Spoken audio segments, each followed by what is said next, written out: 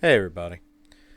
All right, we're going to be checking out a few different plugins really from Aurora DSP. First and foremost, since this is at the time of this video, the new Cobra plugin should be out.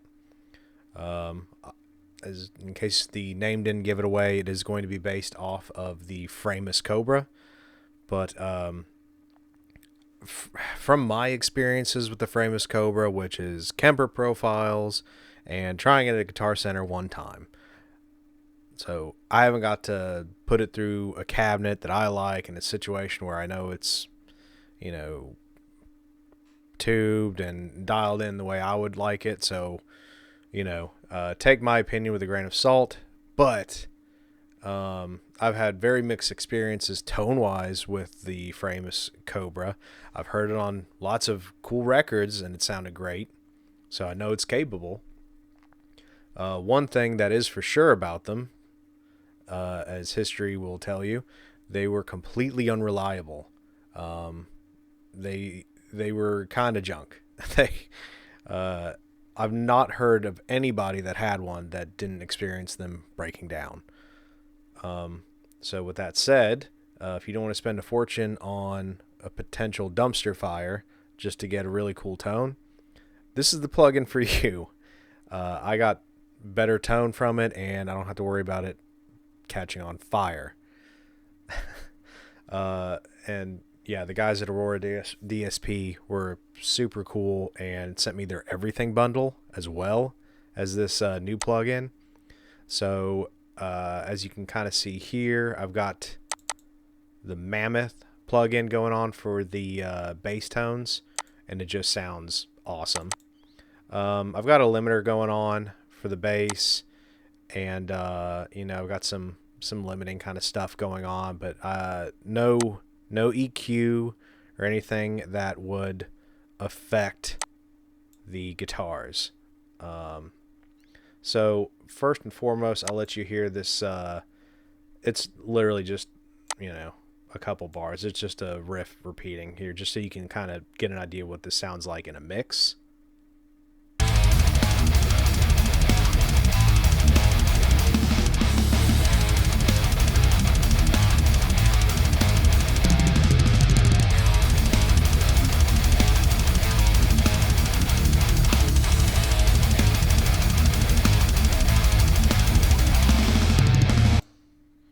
Yeah, I thought that sounded pretty awesome. And the guitars, it's just one guitar panned left, one panned right, same as I always do. This is your first look here at the plugin itself, and as you can tell from the layout, these are the settings I use. You got three different channels here: toxic, lethal, fatal. For the track you heard, I used the fatal, obviously. Gate set pretty mild. The gain I actually have maxed out with the scream and bite options. As far as I can tell, scream is like a boost and bite is maybe some kind of mid shift. And you've got your EQ section: low, mid, high. Air is your presence control. Then you have two IRs built in: poison and venom. No idea what these are. They both sound great though. And you just have this little slider here that you can kind of blend between the two. For this specific tone, I went with the venom. It was a little bit more scooped, a little bit more aggressive sounding. The poison is a little bit more mid-forward, maybe a tad darker. I don't know, maybe think of like a Marshall cab versus a Mesa cab, maybe? Something like that? No idea. If you look at the effects section, you have a reverb and a delay. The reverb is a shimmer verb with just a simple mix knob. How much of it do you want? Delay, you can sync it to your DAW and pick the division of note that you want and the mix. Of course, this controls your output. You have a tuner. There's your about. A boot, as the Canadians would say. Terrible joke. You can turn the IR on and off if you would rather use your own external, of course. And as you imagine, toxic is your clean channel. Lethal is like your It's still pretty high gain. I kind of dialed in sort of a crunchy rock tone with it. Fatal is, leads and full blown crazy metal, like you heard. So first and foremost, I'll let you hear the clean guitars.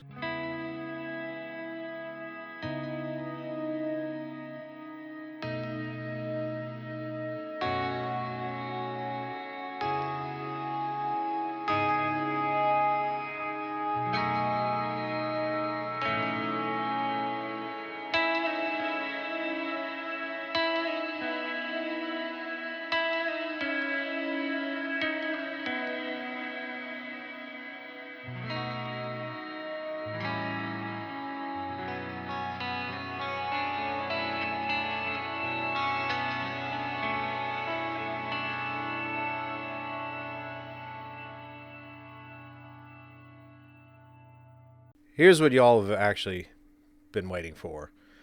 Go ahead and show you here. This is what the lethal channel sounds like, and I just kind of dialed in. You could definitely get this to sound brutal.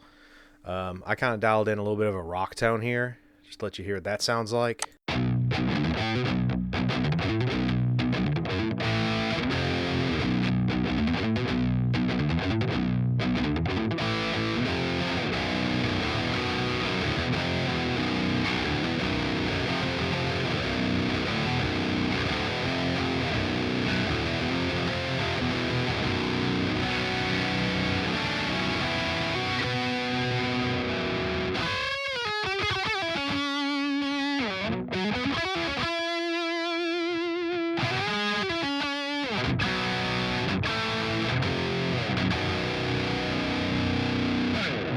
You got to hear the fatal channel,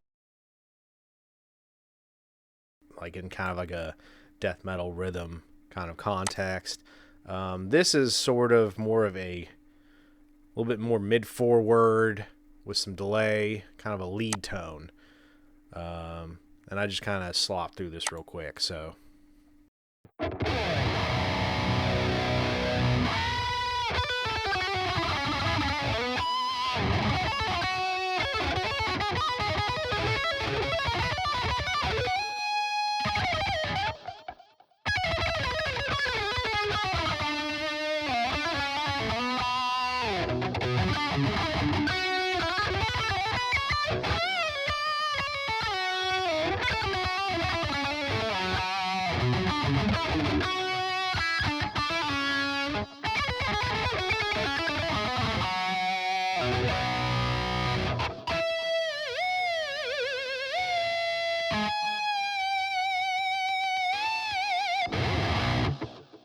So that is just to kind of show the range of the Cobra plugin. And since we're on the subject of it, I'm going to go ahead and let you hear. This is there's tons of demos out there for the Mammoth plugin. But I'm going to go ahead and let you hear how I've got it dialed in. Again, there's a limiter on the outside of this thing just to try to help tame the just the overall low end. But yeah.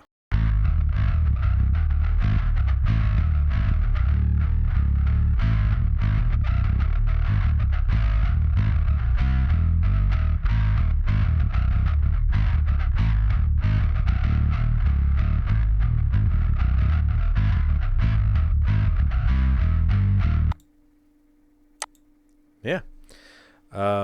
Which I've been looking for a little bit more of an all-in-one solution for recording bass DI. I had a preset going and it was just stacked to the brim with like way too many plugins. Overall, I'm a big fan of this plugin. I've been messing a little bit more with amp sims and things like that, as opposed to pedals, the Kemper, my Engel, or whatever. I've got, not bragging here, but I have lots of options now. But the simplicity of just plugging straight into the computer and pulling everything up in the session here. It was definitely the most convenient. There's just no way about it. And this thing, it's kind of got the best of everything for me. It's aggressive. It's got some flexibility without getting completely lost in the sauce on parameters and all that. It's great, and I love the 3 channels. Need to actually save some presets for myself on this thing. Make it even, just that much quicker. But want to thank Aurora DSP for letting me check this out, as well as all the other plugins. I'm going to try to maybe do a full demo showcasing a little bit of everything that they sent me. To be fair, I can only demo like so many bass plugins within one session, but yeah, you get the idea. If you like the sound of the overall track, again, I used their limiting amplifier plugin. I think it did a great job. And for those that are unfamiliar with limiting, it's literally just to kind of tame the overall volume to make everything a little bit more even keel. It doesn't actually color the tone or anything like that. I did no post EQ on anything, actually. Yeah, no. Every plugin that I used was all to help kind of tame some of the transients and, make everything sit right volume-wise. I'm more of a proponent of setting the levels correctly, as opposed to, at least for the purpose of demos or live sound. I try not to get too lost in EQ moves and things like that. Plus, it's not a super accurate representation of what it sounds like out of the box, obviously. But, yeah, thanks again to Aurora DSP. Really enjoy this plugin. One thing I would like to see in a future patch down the road, maybe the inclusion of a simple digital delay and a hall reverb. Me personally, I think that would be really, really cool. And the ambient shimmer verb and modulated delay, I think, are really killer for making a clean tone more interesting. Love it for that. With a distorted tone, I tend to like hall reverb and digital delay, just because the repeats and everything are cleaner. It doesn't muddy up as much. Like for shreddy lead runs, clean repeats like a digital delay, to me it just sounds a little bit smoother to my ears. But your mileage may vary. And without further ado, nope. And with all that said, thank you again. Comment down below. Let us know what you think. And head over to Aurora DSP. Check out some of these sick plugins. If not for your final recordings, at the very least, make songwriting much quicker, much simpler. Just plug right in, get a great tone, get inspired, get your ideas down, move on with your life. What could be better than that? All right, I've rambled enough. Thank you all. We will see you next time. Peace.